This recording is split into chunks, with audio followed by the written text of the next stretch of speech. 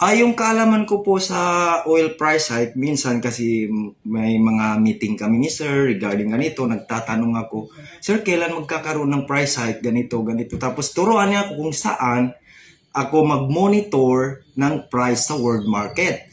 Because Caltex is owned by Chevron.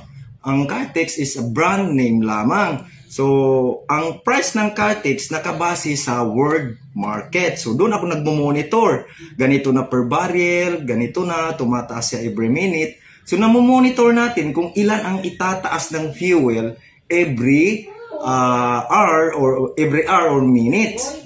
So, pag abot yan ng Monday, doon pa lang magre-release ng final price ang Chevron.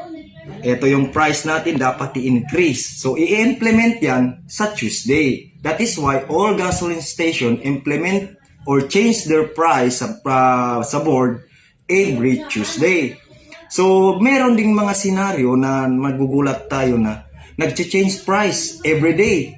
Katulad ng nangyari this week. So, how many times nag-change price?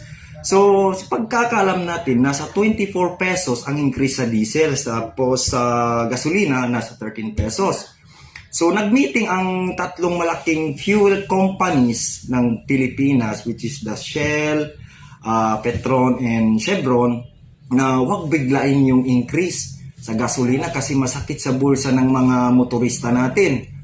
So, first increase namin sa Monday, nasa 10 pesos, then sa Tuesday, 4.5, sa diesel yun. Paunti-unti para hindi masakit sa bulsa. So, as of now, we are not allowed containers to be filled up by the customer. Kasi meron kasi mga customer na nagtitake advantage, no? Nasabihin nila, mag-increase na next week. Kailangan natin mag-fill up na ganito. So, paano natin masiserve yung mga other customer na gusto pang bumili ng fuel kung i-ano natin yung mga containers nila? Pero there are some exception sa mga agriculture, sa Fisher Fox, at saka mga hospital. Kailangan natin din i-fill up. Miski mag-ano na sila, Sir, kailangan namin ng ganito, galon, ilang galon. No? So, magpapaalam muna kami sa boss, Sir, na may magtubil ganito, may mag-fill up ganito, from ganitong opisina. So, titingnan na namin yung background ng opisina kung it is essential to be fill up yung galon nila. Sabi ni Sir, okay na. Pero priority talaga namin yung mga ganyan. Kasi alangan naman dalhin nila dito yung bangka nila. Alangan dalhin nila dito yung generator nila na ginagamit nila, di ba? So, we allowed those containers na dinadala nila po. Okay, sir. So, nung feeling na mag-viral di ko talaga ma-express kasi kahit na nakaupo ka lang, there are some people na magpunta sa'yo, pwede makipag-picture, pwede ganito.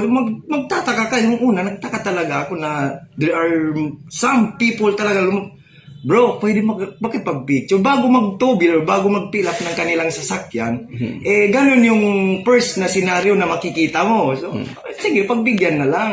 Until such time na nakita ko na nag-viral na pala yung simple idea and videos na nakuha ng RMN.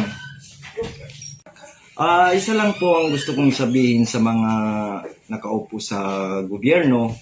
So, magtulungan po muna tayo to settle this problem sa oil crisis, sa fuel, para po maibsan naman yung hirap na dinaranas ng mga Pilipino. Kasi pag fuel po talaga ang tumira, naku, lahat po ay magtataas. So, ngayon, dapat siguro ang gawin ng gobyerno natin is to negotiate the neighboring countries na meron mga enough supply of fuel para masettle po yung mataas na increase ng fuel natin. What are those countries po? So, as of now, para wala talaga galing sa Middle East kasi doon sa Strait of Hormuz, wala talaga makadaan.